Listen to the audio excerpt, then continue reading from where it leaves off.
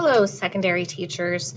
I'm coming off this morning, coming back from a StudySync training, and I thought maybe I'd share some things with you while things are fresh in my head.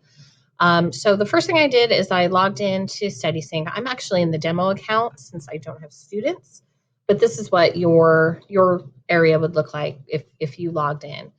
And just a reminder, if you go to the Manage and Assign, this will list your classes, and since these are demo classes, it won't give me the option to remove or delete. But let's say you still have a list of old classes in there that are kind of filling up your feed. You can actually remove those. There would be an option here to remove those. If you accidentally removed a current class, that's okay because the system refreshes every night and links to your Infinite Campus and your rosters, so it would know to add those students back. So I just wanted to make sure you were aware of that. Other areas you can look into your classes here, see if there's anything, or a student or a class that you need to remove. And I'm going to go back and actually launch StudySync, and I'm in the teacher edition.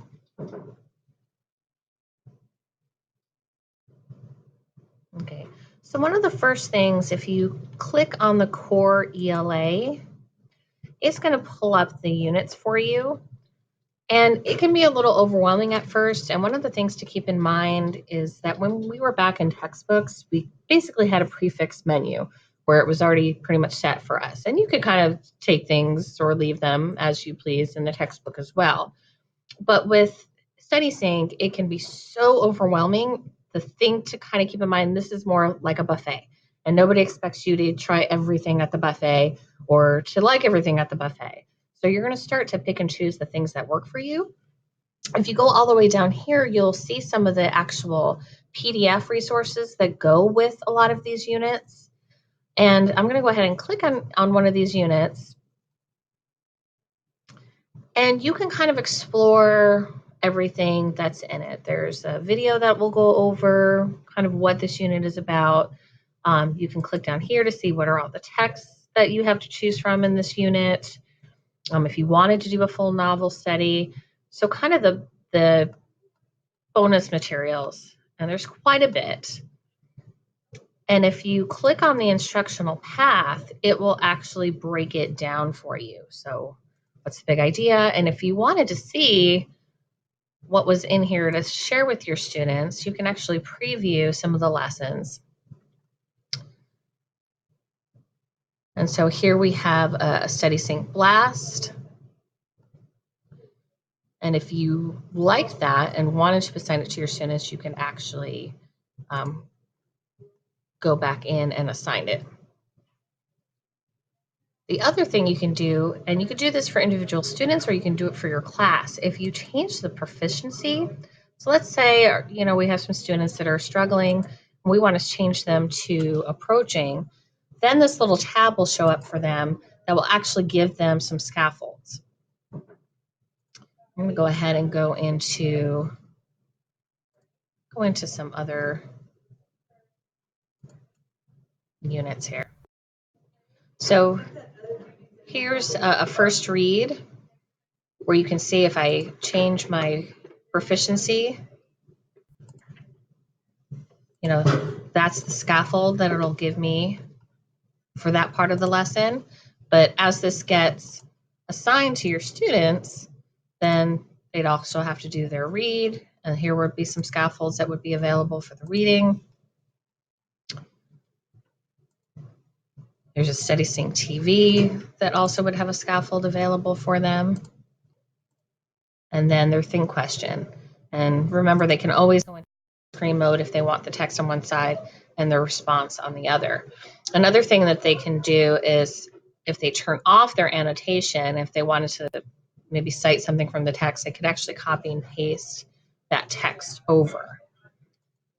So what would happen is if, let's say, you wanted to assign this to your students, you would actually have the option to even customize it. So what would maybe be some extra handouts you'd want them to have available? Do you want them to be able to explore some other research links? Do you want to increase the length of how much they can write in the box? So there's quite a few things you can do to customize these assignments.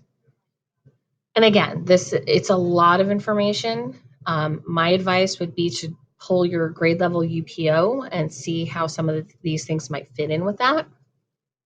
Another way to go exploring would be through the library. And let's say you wanted to find something by standard.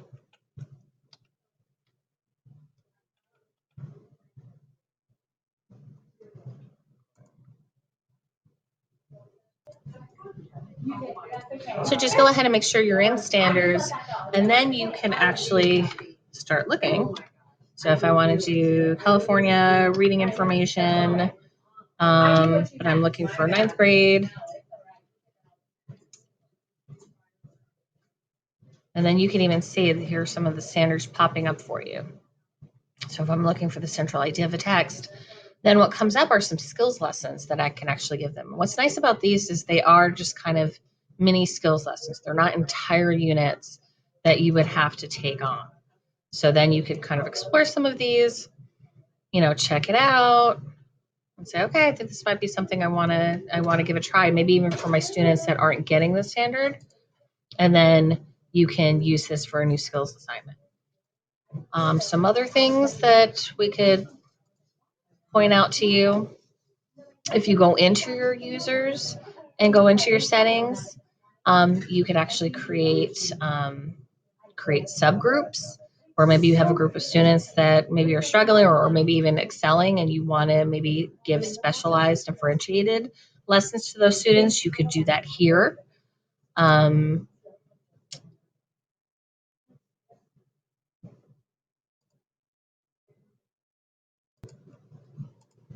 And then let's just say you are looking to learn more about specific areas.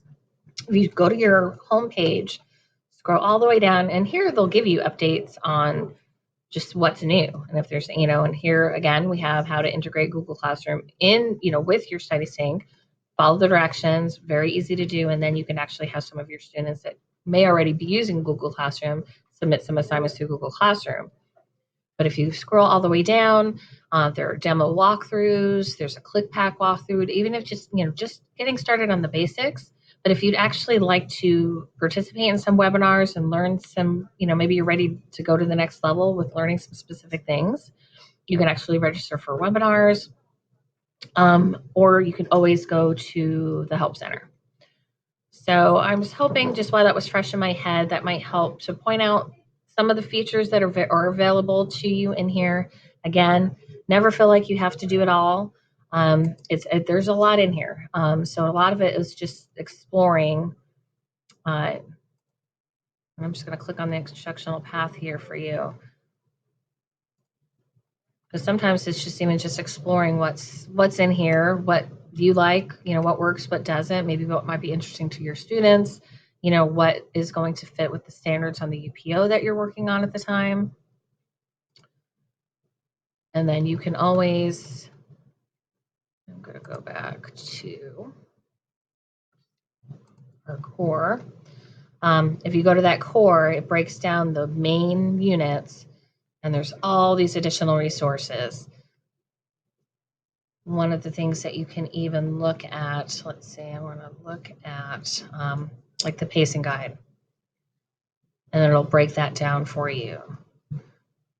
And I can tell you with the pacing guide, some of these lessons, it'll say, oh, it should take you about 30 minutes. And we know that is not the case, that it's probably going to take much longer, especially first time around in going through some of these units. But take a look at that. If there's some way I could come during your prep, and we can kind of take a look at some things together, I'd be happy to do that. If you're interested in trying to set something up at your site, we can do that as well. Thanks.